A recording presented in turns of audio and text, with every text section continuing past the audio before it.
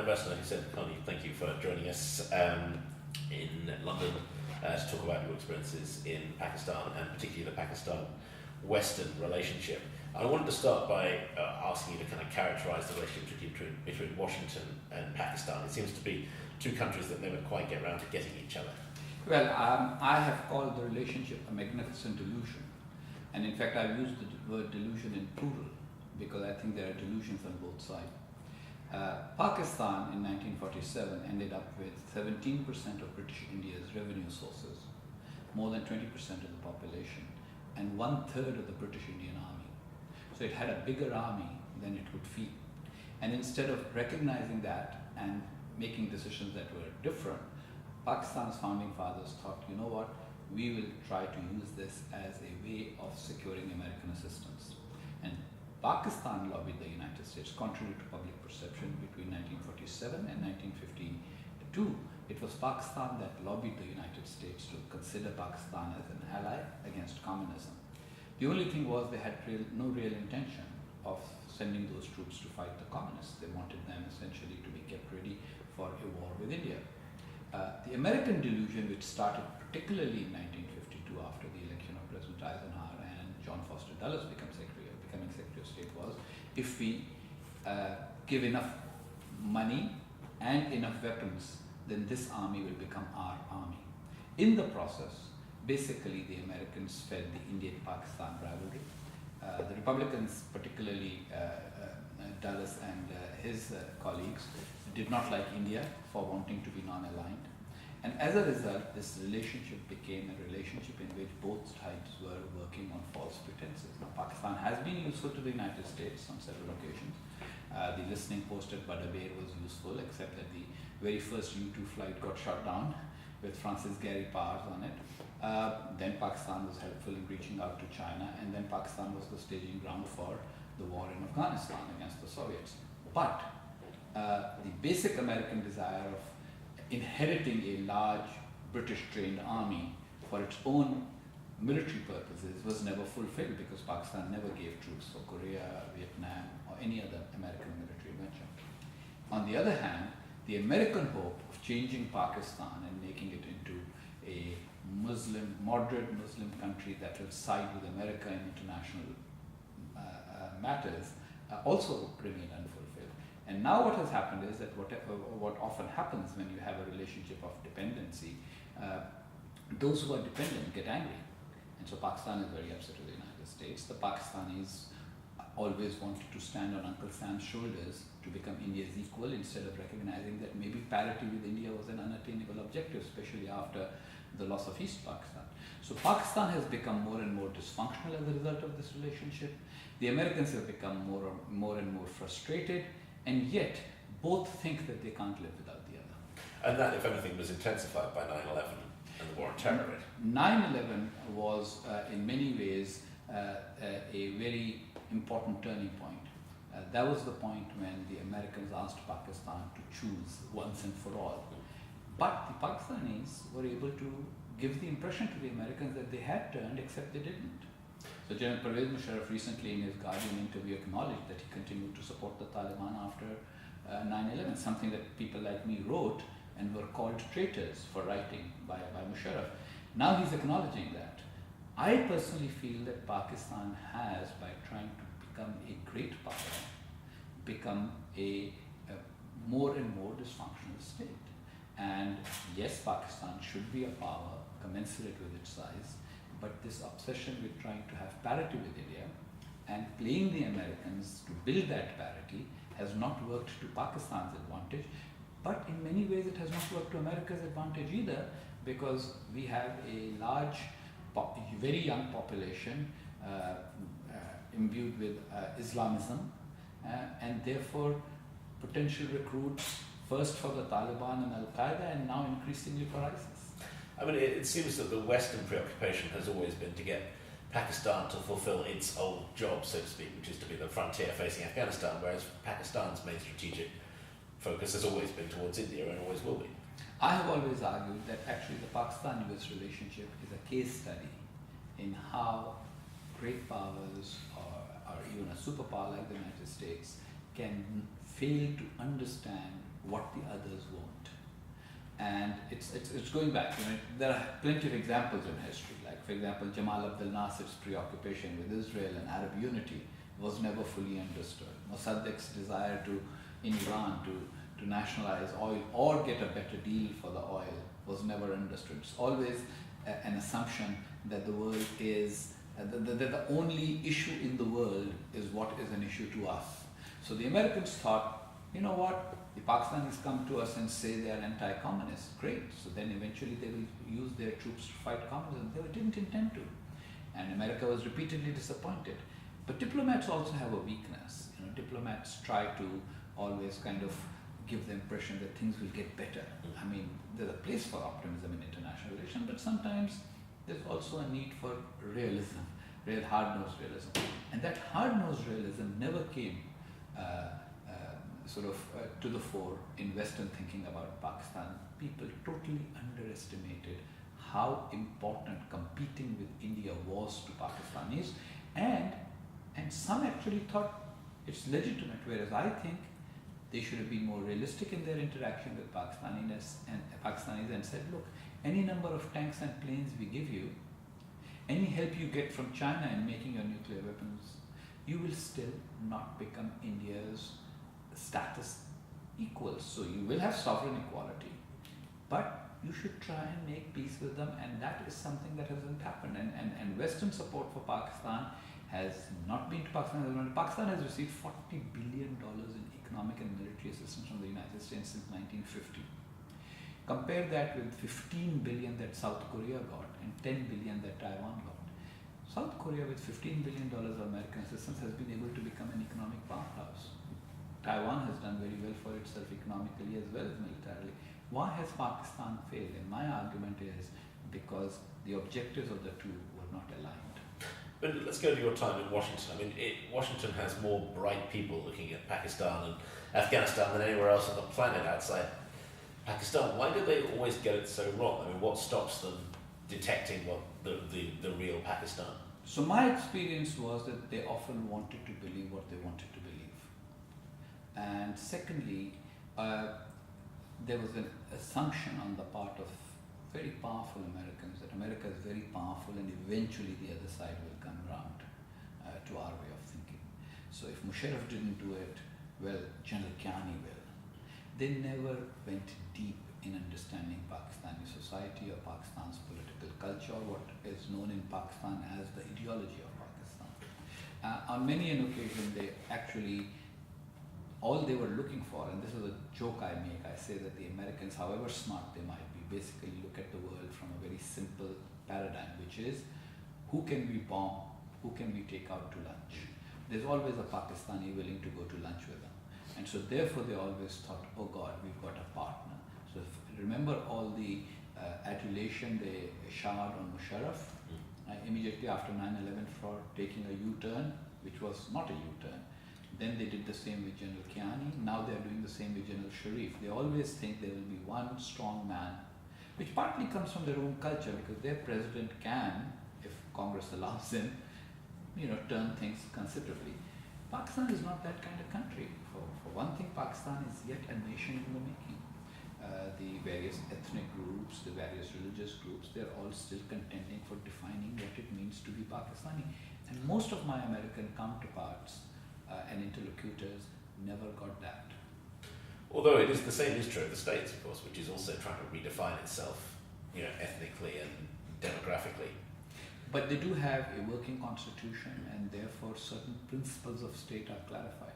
Pakistan has had 4 military coups in 67 years, several palace coups, only one civilian government that has completed its tenure, the one that I served, 3 constitutions, and the 3rd constitution has been rewritten several times since 1973 and has been in suspension for more years than it has been practiced. So those differences do make a difference. I mean, a lot of Pakistan policy, particularly since 9/11, has been run by the US kind of deep state, the intelligence, military-industrial complex.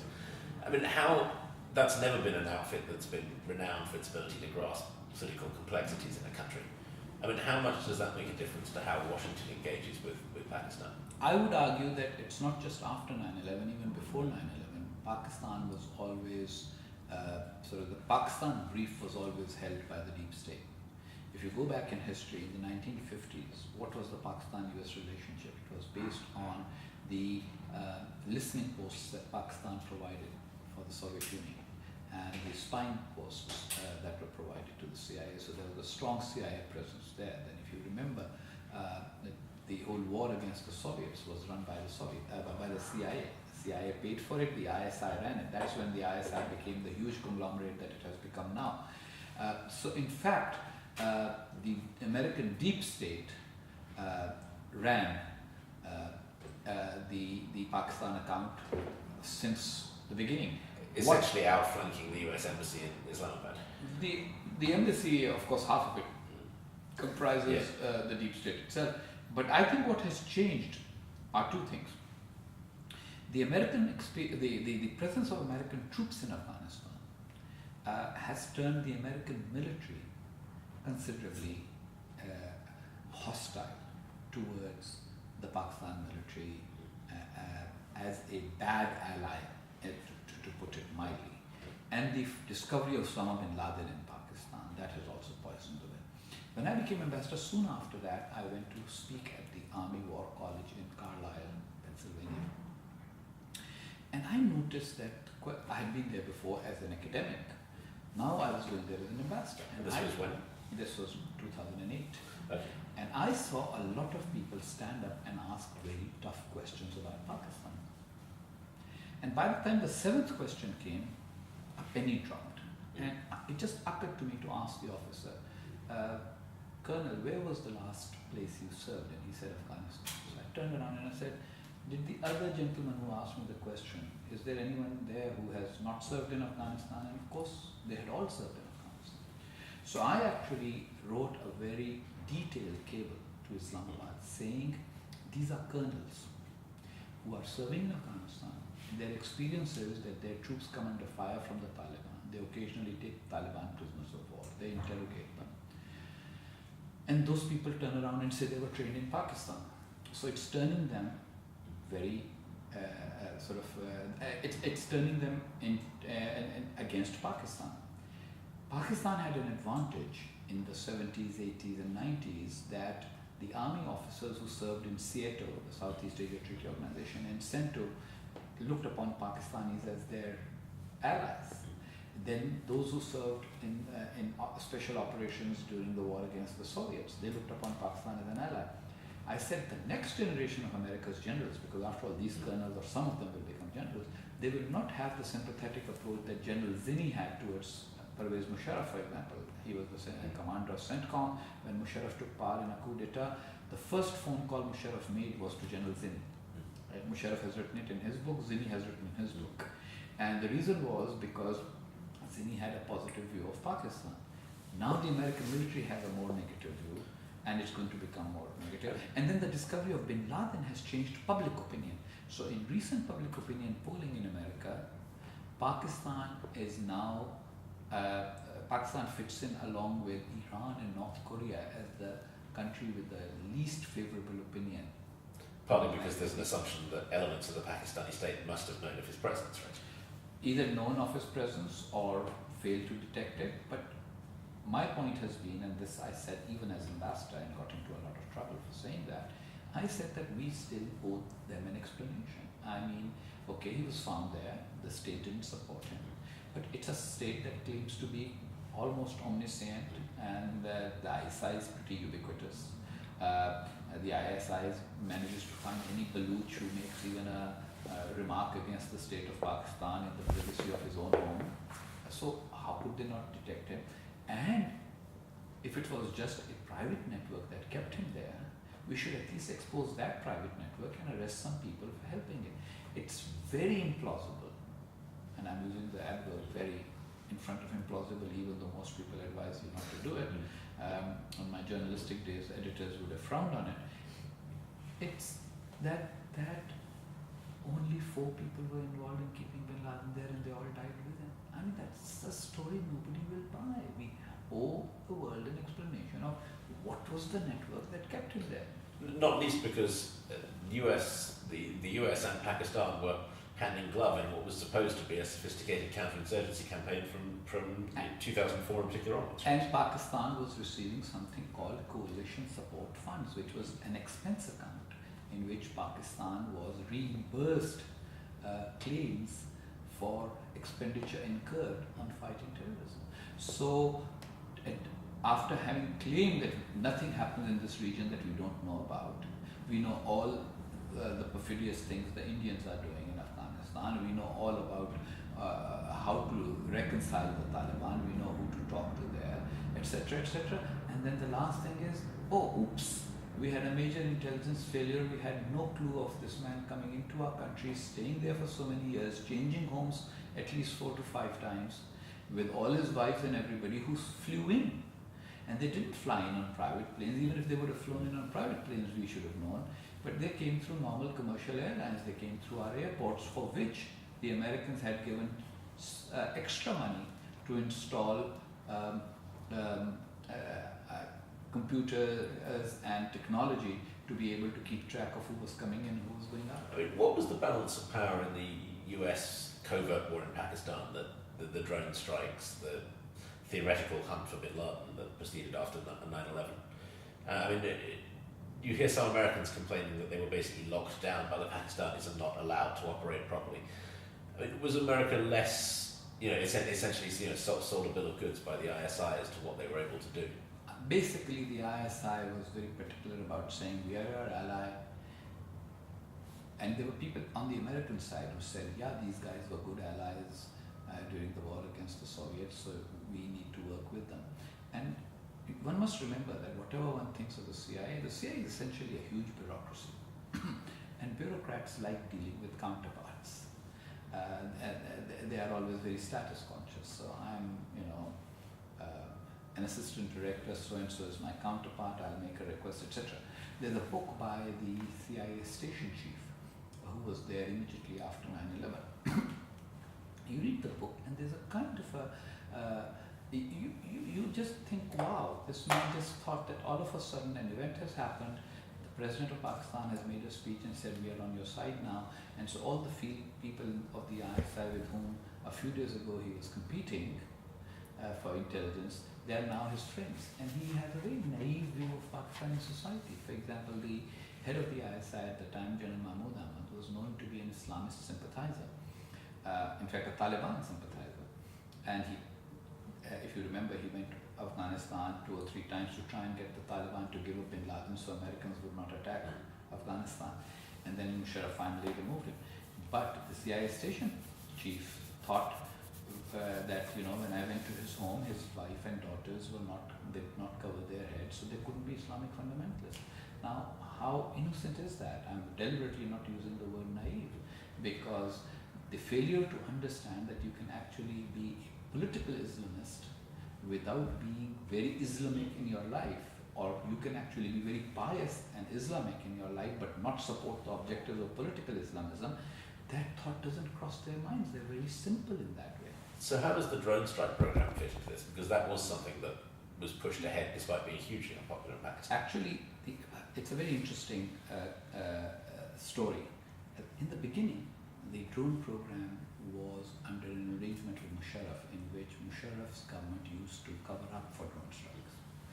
It came to light through a journalist who was a Reuters, if I'm not mistaken, Hayat Khan. He was a Reuters stringer. He managed to get a picture of pieces of a Hellfire missile. Before that, it was always said people die while making bombs and this and that. So the drone program started at least a year before it actually came to light. And it was on this particular attack that this Hellfire missile pictures appeared in the international media. The journalist, of course, disappeared, and then his dead body was found a few days later, which would tell us how much of an effort was made to cover that up. Eventually, what happened was that around 2008, when the civilian government was elected, the Americans reached the conclusion that Musharraf was now dragging his feet on giving permission for targets. Previously, it used to be that the Americans asked for permission, the Pakistani government said, yes, you can strike this target, and now they were refusing permission. In fact, they refused more permissions in 2007 and 2008 than they granted. So that caused a little friction. So the Americans now decided that they will notify the Pakistanis simultaneous to the strike without seeking permission beforehand. And you must remember that many of these drones used to take off from Pakistan, from Jacobabad and from Shamsi Air Base in Balochistan. And this was done under an agreement with Musharraf. So when the civilian government came, the civilian government simply demanded that there should be some kind of a formalization of the arrangement, and rules of engagement should be determined. There were advantages to the drone because there were areas where the Pakistani military couldn't go. But the ISI wanted to use that also as a means of determining who will and will not be targeted.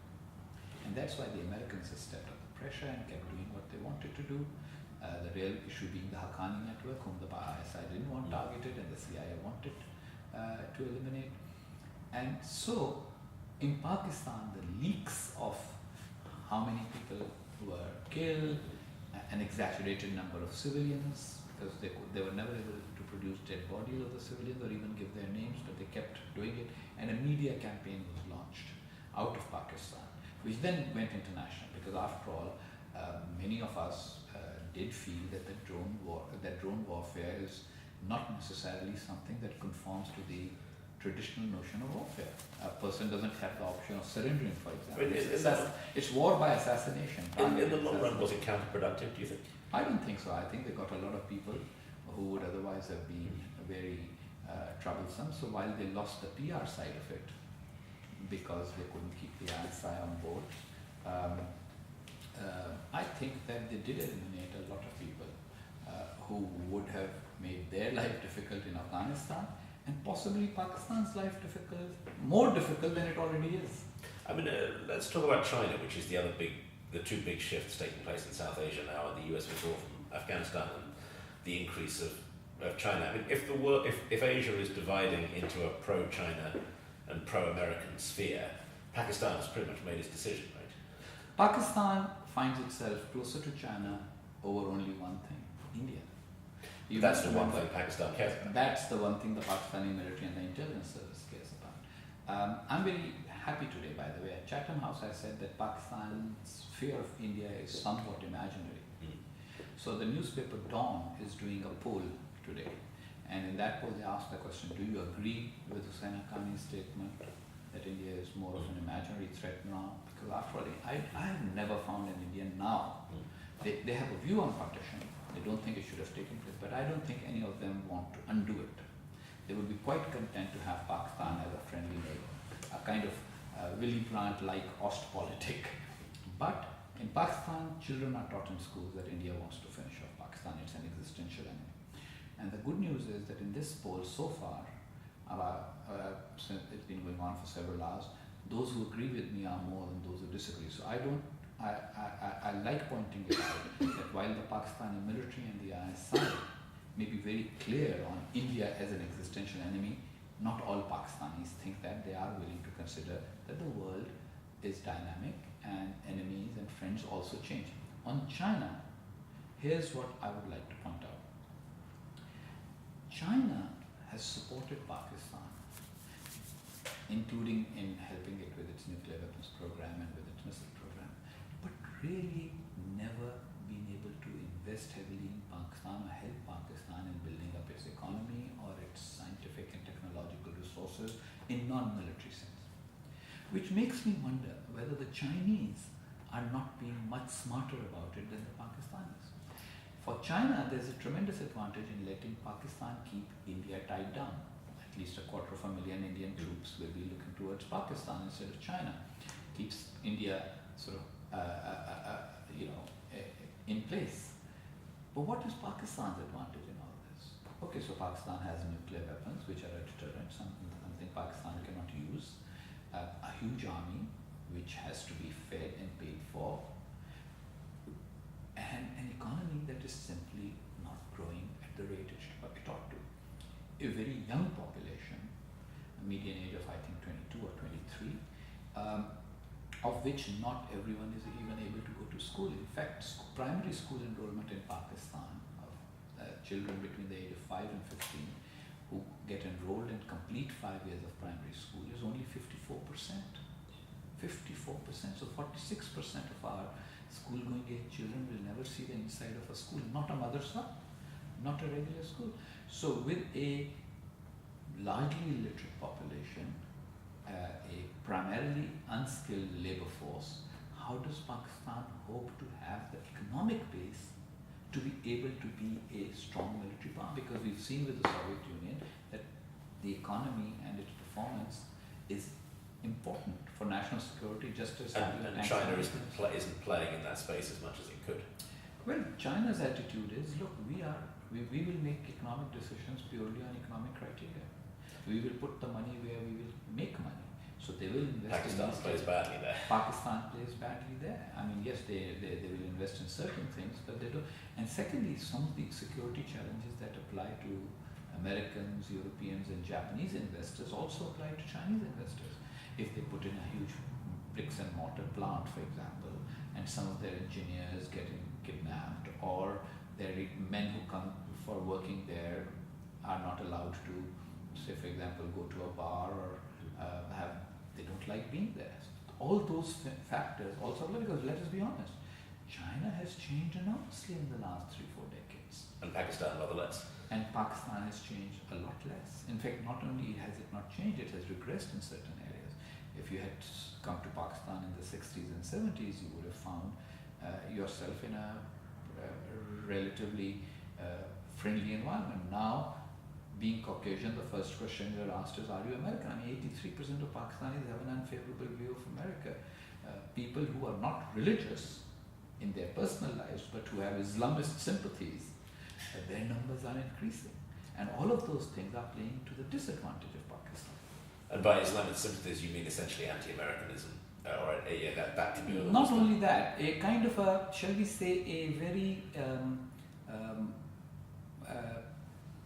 a vision of Islam that basically polarizes and divides the world between believers and unbelievers. So they are on the side of the Arabs against the Israelis, they are on the side of the Kashmiris against the Indians, they are against the Americans because the Americans are against Islam, they are against some cartoonist in France because he made a cartoon. Where does that put ISIS? Or where does that put feelings towards ISIS, which is a... Again, I mean, while there are people who would say that ISIS is bad, there are those who would say, oh, well, if it gives the Americans a bloody nose, what the heck. So those kind of attitudes are not healthy for my country. I mean, I always remind people that I'm talking to, I'm speaking as a Pakistani who's concerned above all for Pakistan. What is good for Pakistan? What is good for Pakistan is to be part of the 21st century. Pakistan could be an economic powerhouse like South Korea.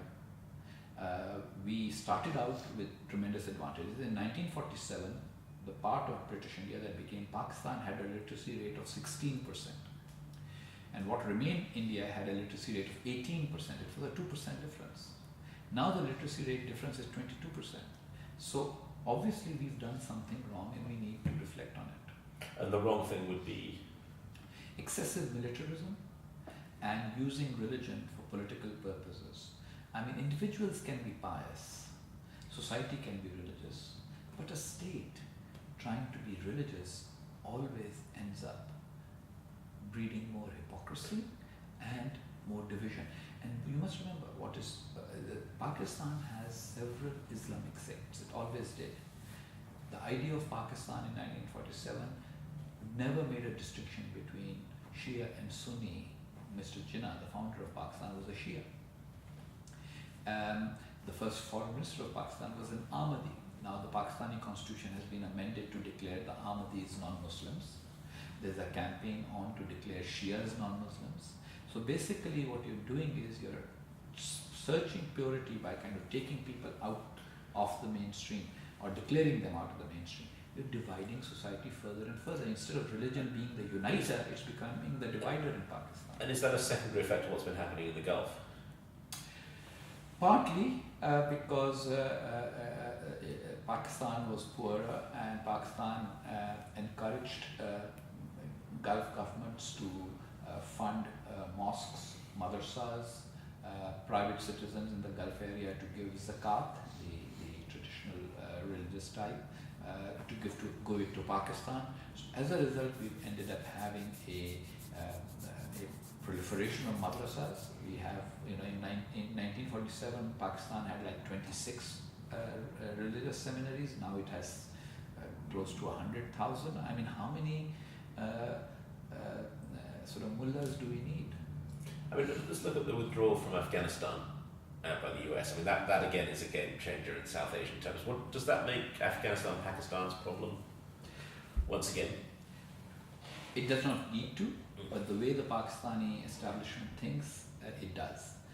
Pakistan has this obsession that somehow Afghanistan will be used by India as a bridgehead to create a pincer movement against Pakistan. It's a very 19th century notion. The fact of the matter is that Afghanistan can actually be an economic market for Pakistan. Pakistan can see itself as sitting at the crossroads of opportunity for businessmen from Iran and India and the Middle East and other countries going through Pakistan into Afghanistan, although from Iran there's direct trade links with Afghanistan too, and then helping Pakistan reach out into Central Asia. But that's not the way they look at it. They have made it into a zero-sum game. So if India invests in Afghanistan or builds a school in Afghanistan, it is somehow a threat to Pakistan. India does not have troops in Afghanistan. It has nor does it want to. Nor does it want to have troops there. It has scrupulously avoided having military presence. There is obviously an intelligence presence, but then an intelligence presence does not necessarily create an immediate threat. The fear in Pakistan is that Afghanistan will be used as a bridgehead to try and undermine the loyalty of Pashtuns and Baluch towards the Pakistani state. But the way to change that is by winning the hearts and minds of the Baluch and the Pashtun citizens of Pakistan and making them feel that they have a greater stake in Pakistan. If you marginalize them, obviously somebody will exploit them. So Pakistan will continue to try and play inside Afghanistan politically. The problem is that over the years, Pakistan has essentially worked itself into a corner. The Pakistani ISI favored Pashtun hardliners during the war against the Soviets. That alienated the non-Pashtuns who were also part of the war. So if you remember the civil war between 1992 and 1994 after the collapse of the Soviet-installed government and the rise of the Taliban, during that civil war, the non-Pashtuns all coalesced around what later became the Northern Alliance.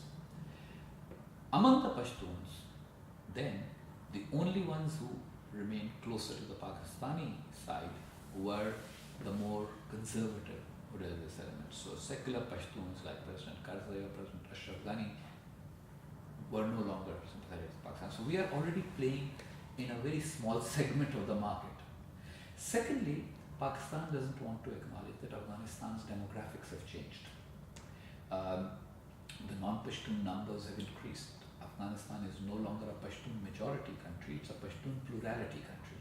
The Pashtuns may be the single largest ethnic group, but then the others put together are almost more than the Pashtuns. So in the Afghan elections also we saw that Ashraf Ghani's success was based on working that arithmetic better. He was a Pashtun, he got some segment of the Pashtun votes, but then he picked up non-Pashtun votes by having vice presidential candidates who got block votes from the non-Pashtuns. Now, in that situation, Pakistan, if it wants to intervene in Afghanistan politics, it has no instruments of leverage except the Taliban. And that is Pakistan's problem right now. I have been advocating for years that Pakistan needs to reach out to the others, acknowledge that if they have been to school in India, or if they have economic and business relations with India, that does not necessarily mean that they are anti-Pakistan. Afghanistan is a landlocked country. Its access to the sea is through Pakistan or Iran, and Pakistan is their preferred and historic access to the sea. They would like to have friendly relations. Instead of trying to impose a regime of our choice in Afghanistan, why can't we be friends with whoever is elected by the Afghans to run their country? That makes a lot of sense. Have you guys got any questions? I mean, you're a South Asia specialist, to me. I had a question about the Peshawar attacks actually. After that, do you think the whole concept of state support for good Taliban, bad Taliban will change? Is that still a... Before the Peshawar attack, there was an attack on the GHQ, remember, a few years ago?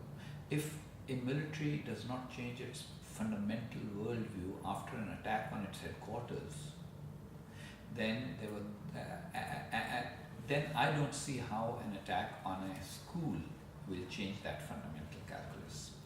What it has done is that it has raised support or increased support for Pakistan's ongoing military operations against the Pakistani Taliban. And I think there is consensus in Pakistan that the Pakistani Taliban are detrimental to Pakistan's national interest, and they attack Pakistanis. But the realization that all jihadi terrorists are bad has not yet fully come. That is why you see people like Hussain and the Sipahi Sahaba leaders, the Sunni extremists, still being tolerated. What Pakistan needs is creating awareness in society and within the state that all jihadi terrorists are bad, because if we have learnt one thing from the various mutations of Al-Qaeda and ISIS, it is that the very idea of imposing religion by force is an idea that always ends up weakening states and undermining the established order. And that realization is there in Pakistani society, but it's not yet there in the state apparatus at the same level. So I'm one of those who's a little skeptical about the degree of change that has come as a result of the Peshawar incident. In fact, I've written a couple of pieces on that too, which I would advise you to read, that what has and what hasn't changed. I mean, does that potentially deepen the divide between the deep state and the populace? The deep state has been very good at manipulating the populace. We must understand that. For example, the deep state's narrative has been made into the national narrative. So people like Malala Yousafzai or myself are immediately discredited as being somebody else's agents, instead of saying, you know what, these are Pakistanis with a different perspective and a point of view, let us hear their point of view too. So the deep state has generally tended to legitimize alternative views and worldviews. However, the populace is never, the populace, even in the most totalitarian countries, is able to realize certain things. And I think the realization in Pakistan exists that the deep state's agenda has just brought Pakistan to a path where we are not safe in our own cities. We are not internationally that recognized and accepted. There was a time when Pakistanis could travel to most countries in the world without a visa. Now they can't even go to Sri Lanka or Nepal without a visa, And then now we have the recurrence of polio, for example, and phenomena like that make people wonder whether the deep state's agenda is necessarily the national agenda. But the deep state is not going to give up without a fight, and so we will see an increasing polarization within Pakistan for and against the deep state's agenda. Lucy, you're another South Asian nut. I was wondering, you very briefly mentioned Is that because of love of curry or love of a young man? Neither, actually. Keep that out of any transcript. That was just me being my usual wicked, funny self. No, I wrote my dissertation on economic development. I was just joking. You very briefly mentioned Kashmir. I was wondering if Pakistan now still has a economic or interest in Kashmir. Did it ever have an economic interest is my question. I think it's an ideological interest. If you think about it, from 1947 it has always been an ideological interest. Because the idea was if a Muslim majority state goes to India rather than to Pakistan, even when it's contiguous to Pakistan, it does not somehow uphold the very notion of partition and the idea of dividing up the subcontinent along religious lines. Otherwise, economically, the arguments that are put forward that all our rivers flow from Kashmir, well, they flow through Kashmir, only one originates in Kashmir, most of them originate in Tibet. Does that mean we should then want Tibet? Do all countries in the world have the sources of all their rivers located in their own boundaries? No. Has India ever stopped Pakistan's water since 1947? No. When? Well, no, maybe in 1947. In 1947, over a dispute over certain canal heads, because an agreement hadn't been reached, 1 week, and then 1 week later, when the agreement was reached, that was done, and that wasn't done from Kashmir, that was done from Punjab, in East Punjab. That wasn't in Kashmir. So the point is, sometimes the emotional rhetoric that Pakistan generates on Kashmir does not really stand up to empirical scrutiny. Is that diminishing though, the Kashmir focus? I think so. And I think it's diminishing, but it's kept alive, in my opinion. And look, there are people in the world, who actually like to think of what is it that divides nations. If we can solve one problem, how can we bring them together? So Pakistan's obsession with Kashmir played into that. There are many Americans and Britishers who say, oh well, if India and Pakistan can solve the Kashmir dispute, they'll be friends again. How nice.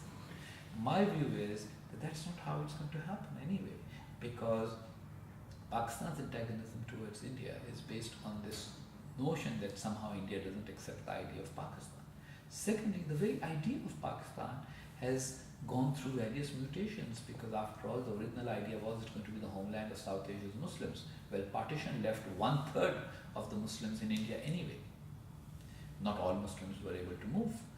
Then the breakaway of East Pakistan and its becoming Bangladesh meant that 2/3 of South Asian Muslims are outside of Pakistan. So how can Pakistan still rest its identity on the basis of a spurious ideological claim? Pakistan needs to set aside the ideology and say we are a territorial nation. We are as much a nation as, say for example, Belgium was 67 years after its creation in 1830. The real issue here is, if the Belgians in 1830 had decided that they were to compete with France or Germany forever and ever, they would have had to make a whole lot more chocolate than they do to be able to keep that competition. Pakistan has made competition with India one of its raison d'etre, and Kashmir provides an excuse to say we have a dispute. In the last UN resolution on Kashmir was in 1957. At that time, the UN members were under 60. Less than 60 countries were members of the UN. Now there are 193 member states of the UN. Do you think Pakistan could get a resolution on Kashmir today? And when last year Prime Minister Nawaz Sharif raised Kashmir at the UN General Assembly, he was the only Prime Minister to talk about Kashmir. Not even the Chinese delegation mentioned Kashmir. The world is not interested in a dispute that is not immediately hot. Between 1989 and 1999, there was an insurgency in Kashmir, but the Indians have more or less reconciled many of the factions that were involved in that. Now, if Pakistanis are going to go and fight there, that will not give legitimacy to the Kashmiris. As long as there were Kashmiris involved in it, they could have said that this is a question of self-determination. So my view is that Pakistan's better option is to do with Kashmir what China has done with Taiwan. China still thinks that Taiwan is an integral part of China. The Taiwanese realize that the Chinese have a legitimate claim on them because they used to call themselves the Republic of China until 1974. And yet both do business with one another. People travel to each other. They recognize that they have many shared things. And at some point, both sides think that they will be in a position to find some kind of a solution. If Pakistan and India can be friends first, then they can find a way to resolve disputes. But if they insist on resolving disputes first, then they will never be friends. I want to see if any of the guys who have spoken have any questions, and then we're going to do a very quick television interview, just a couple of minutes. Claire, anything from you? I'd mainly just out of interest sake would like to, from your opinion, what is the state's, how do they see themselves benefiting by fueling this narrative that India is an enemy, or that India is this? I think it's an identity issue. You must remember, Pakistan is a new country. Came into being 67 years ago. The idea of Pakistan is another 10 years older. The word Pakistan was crafted by a bunch of students at Cambridge University who used the first letters of every region that they thought will be part of this country to create the name. Didn't include Bengal in it because that would have spoiled the symmetry. Instead of Pakistan, it would have become Pabkistan, and they didn't like it. The word Pakistan had a meaning in Persian, which is the land of the pure. So they really thought that this is a This is a great idea. Now the problem is that when you are a new country, you sometimes get bogged down with why are we a new country? And instead of recognizing that, you know what, we are no longer that much of a new country. Almost 85% of Pakistanis today were born after the creation of Pakistan. So people like me have no identity crisis. I was born a Pakistani, so I'm a Pakistani. Now what I want to do is figure out how to run my country better. But the elite of Pakistan, since the beginning, were people who actually, the military in particular, you must remember Pakistan had a military before it had a country. Our military was just the Muslim units of the British Indian Army overnight transformed into the Pakistan Army. The Air Force, some Air Force planes that were stationed in what is today Pakistan, their name went from Royal Indian Air Force to Royal Pakistan Air Force, you know. So therefore, the founding fathers of Pakistan felt that they needed to create a sense of national identity, and they used two things for it. Islam, we are a nation because we are the Islamic country, and second, anti-Indianism. We are a nation because we have one enemy. I think the objective conditions have changed. That fighting that enemy, the cost of fighting that enemy is far greater than doing trade with that enemy for us. And we have run ourselves economically into a disadvantageous position. Yes, we are better off than we might have been in 1947. But we are nowhere near other countries in a similar position are. So we need to overcome that identity and that obsession of defining us. Is that happening? I mean, People like me are making it happen. It's an uphill task. You know, it's like it's like Israel, where, for example, the right wing constantly wants to keep referring to history, and the younger generation keeps wanting to talk about our future, and that's where we are. It's going to take some effort to move from a engineered history, I call it, because it's a doctored version of history, which is used to feed nationalism. Instead of that, having a positive nationalism. Oh, we are, now let's move and become a good nation, because we will be economically productive, we will be a nation that will produce more Nobel laureates, we will produce innovation, technology, and we will be a leading Muslim majority country in the world that will be very tolerant towards its minorities. And at the same time, we will be prosperous and secure. So just a quick question on identity.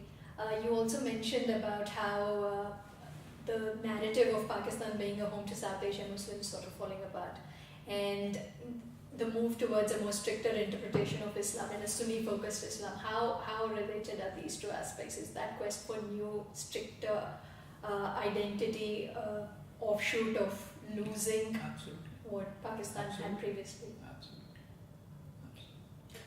All such identity, ideological identity, efforts to build ideological identities always run into this. You know, I don't know if any of you, I don't know if your generation likes Monty Python, but there's this, The Life of Brian, and there's that scene about we are not the Liberation Front of Judea, we are the front for the liberation of Judea kind of thing. Because all ideological movements end up going through various splits, and when you want to create an Islamic state, then what part of it and how will it be Islamic? And those are the divisions that you're talking about. Well, thank you very much indeed, Ambassador. It's been an excellent discussion. Thank you Pleasure. very much indeed. Thank you.